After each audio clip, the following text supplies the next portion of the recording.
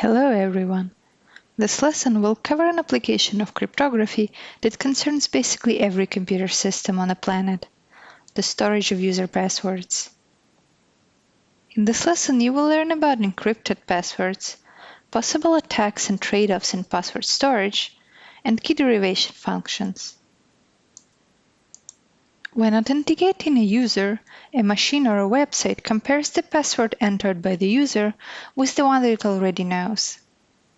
Many early systems, and unfortunately some to this day, kept the passwords for all their accounts in a password file that contained passwords in the clear text. Normally, by design, the password storage would only be accessed by an administrator user, known as root, admin, or superuser, or operating system utilities. But under unusual circumstances, caused either by software implementation errors or deliberate misuse, the contents of the passwords file almost inevitably become available to regular users or adversaries. Since storing passwords in the clear has clearly proven itself to be a bad idea, the next development was to store the passwords in an encrypted form. For example, in the 70s, Unix operating systems would encrypt a block of 0-byte values with the user password and store the result in an etc password file. It was using a crypt system utility, the algorithm of which was based on DES and worked roughly as follows. It would take the byte encoding of characters and a password and use those as a secret key to encrypt a block of 0-byte values and encode the result into a string to be written and saved in the etc password file. The procedure to add a new user to the system would simply add to the system's etc password file an entry with the username and crypt utility applied to their password. If we try to create a new user Alice, it will update the file with the following entry. On login, the crypt system utility takes the password that you just typed, uses it to encrypt a block of 0-byte values, and compares if it matches the value stored in the etc password file. The login procedure would fail expectedly for a wrong password and succeed for a correct one. The original crypt utility only allowed for short passwords, up to just 8 printable 7-bit ASCII characters. In 7-bit ASCII, there are only 95 printable characters, so there were only this many possible passwords. And for some time this was enough. To this day, no attack has been published to reliably and quickly break the DES encryption algorithm and get back the user passwords from the encrypted values. However, on modern computers, it takes only a few days to search through all possible encryption keys of DES, and even less to try all printable passwords on hardware specifically designed for password cracking. This makes DES-based Unix password security defeatable by a brute force attack. Instead of encrypting the password, a hash value of the password could be stored like this. Cryptographic hash functions such as SHA-256 are resistant to brute force of all possible inputs, but as a means to safeguard password storage, they are vulnerable to another practical attack, rainbow table attack. A rainbow table attack is conducted by choosing thousands of common passwords, encrypting or hashing them, storing the precomputed values in a table, and looking for any matches with the values stored in etc password file. Precomputed dictionary attacks have been successful because people are not good at creating and remembering long random passwords. Another thing is that people tend to use passwords, common words, phrases, or dates. Since DES and hash functions were designed to be very efficient algorithms, precomputing them for hundreds of thousands of possible passwords is very fast as well.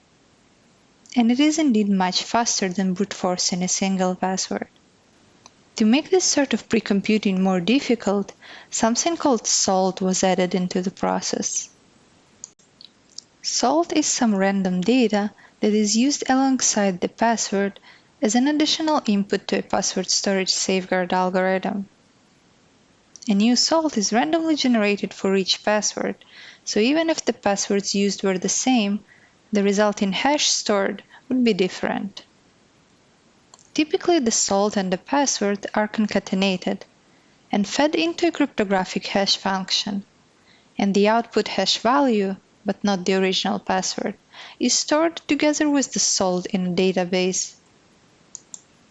With an 8-byte salt, each password can be hashed this many different ways. Salts do not need to be encrypted or stored separately from the hashed password. If used correctly, salt will make the attacker's job substantially more difficult by increasing the size of the table needed for successful attack. Even if an attacker has access to the database with the hash values and the salts. It is important that the salt value be randomly generated for each password and not reused. Using the same salt for all passwords is dangerous, because a precomputed table can simply account for the salt and will render the salt essentially useless. The salt also has to be large enough for an attacker to not be able to precompute a table for every possible salt value appended to every likely password. Adding n bits of salt increases the size of the rainbow table by 2 to the power of n times. For example, when the salt was first introduced into the crypt Unix function, it was 12 bits, so the number of possible values was just 4096. Which is too small to withstand attacks with modern hardware. Adding salt greatly reduces the possibility of a rainbow attack, but unfortunately, salt is not a cure-all. As a result, password files have once again become a point of vulnerability, leading to research on other techniques to fight password guessing attacks. A space-time trade-off is a case in software development where an algorithm trades increased space usage for decreased time. Space here refers to the data storage, like memory, and time refers to the computation time consumed in performing a given task. Lookup tables are a classic example of such a trade-off. Including the table reduces the computing time but increases the amount of memory needed. A rainbow table attack is an approach to password cracking that uses the space-time trade-off to the attacker's advantage. The more the size of the rainbow table increases, the less time is required to iterate over the space of all possible hashed passwords. Mechanisms in defense of password storage aim to use the execution speed versus memory size trade-off against the attacker. For instance, adding n bits of salt increases the size of the rainbow table by 2 to the power of n times. This is bad for the attacker. On the other hand, in the 30 years since passwords have been salted, computers have gotten significantly more computational power. So there is not much need anymore to store tables for every value of salt, because iterating over salt values is not that slow anymore. So this is good for the attacker. Next, increasing the number of hash iterations on each saved password also increases the required computation time, making it again bad for the attacker. But however expensive, there are ways to crack passwords using specialized hardware with increased efficiencies, like GPU, ASICs, or FPGAs. And this is good for the attacker. The drawback of these devices is the small amount of memory that they have. Considering all of this, a need has arisen for a password safeguarding algorithm that required both a lot of memory that cannot be cached and a lot of computation to prevent optimization of attacks. The problem of storing passwords has given rise to yet another cryptographic primitive, the key derivation function, which is resistant to computing on specialized hardware. A key derivation function is a cryptographic algorithm that derives one or more secret keys from a secret value. If you have ever needed to store a password in a database or create a private key from a password, you may have already used a KDF. Some examples of popular KDFs are Argon2, scrypt, or PBKDF2. On modern Unix systems, Crypt utility also supports KDFs alongside its legacy methods. A key derivation function must possess the following properties. It is a one-way function, it is deterministic, the output is always the same length, and it is relatively slow. The first three features listed are shared with cryptographic hash functions, and essentially KDFs are keyed cryptographic hash functions. Like a cryptographic hash, a KDF generates, given a key, a good quality random byte sequence, which can be used wherever the cryptographic hash value is used, or even as a symmetric key. The syntax in a Wolfram language uses GenerateDerivedKey to call for a KDF. Compared to extremely fast non-cryptographic hashes, however, KDFs are very slow by design. Here the time it takes a KDF is almost 3 orders of magnitude longer than a hash on a simple password. A regular user who needs to perform a single login will not notice the speed difference, but it is too slow for an attacker to attempt brute forcing. Essentially, a KDF requires a lot of memory by repeatedly accessing random places in a long array. This way, the array cannot be cached in the processor and will always have to be retrieved from the memory or disk many times.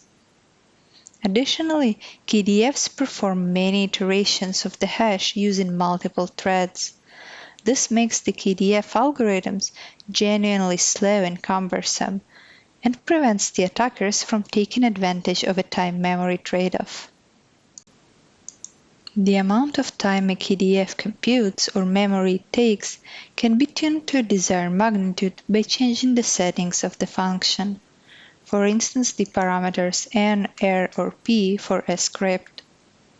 A scrypt KDF computation time linearly depends on the value of parameter r, as can be seen from this plot. With KDF, a sign-up procedure would work roughly as follows. It will add to a database an entry with a new username and a derived key from their password. Adding new users would save the KDF that was used, like scrypt here, and the parameters of the KDF if needed, followed by the derived key. On login, it would then check if the saved derived key was indeed derived from the password entered. In Wolfram language, this can be done with the VerifyDerivedKey function. The login procedure would fail expectedly for a wrong password and succeed for the correct one.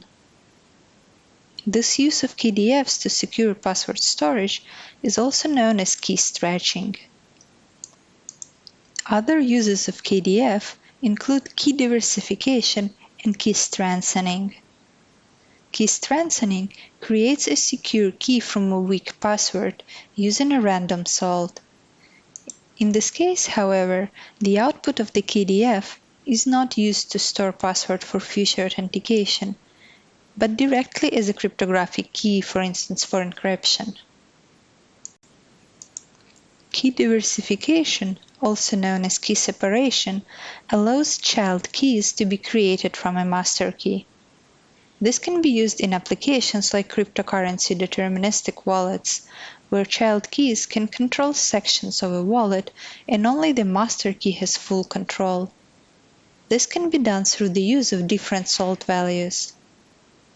The example below derives the 3 different keys from a master secret key and encodes them as P2 public key hash Bitcoin addresses. This way, if an attacker gets hold of one or more of the derived keys, there is no way to learn the other keys or the master secret key.